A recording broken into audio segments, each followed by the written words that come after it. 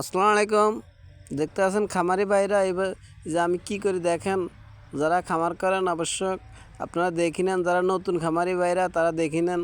ভাই সবসময় এবার লাড়াই ছাড়াই দিবেন মুরগারে, কারণ ব্রয়লার মুরগা বসে থাকতে চায়, বেশিরভাগে বসে থাকতে চায়, এক সাইডে বসে থাকতে চায়। এবার লাড়াই দিলে কী হবো?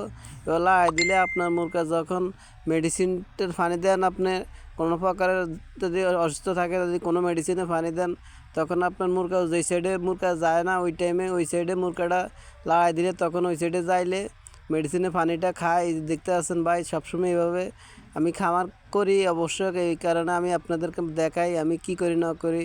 বা এইভাবে লাড়াই দিলে দেখছেন মুরগাটা আপনার এক সাইডে তো আরেক সাইডে যাইতেছে, তখন পানির দিকে নজর, তারা পানি খাইব।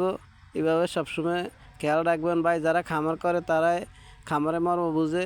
এই সবসময় খেয়াল রাখবেন আমরা কি করি। আমাদের ভিডিওটা দেখবেন, বেশি বেশি করে আমার ফেসটা দেখবেন, তো দেখলে বুঝতে পারবেন আমি যে কি দেখায়।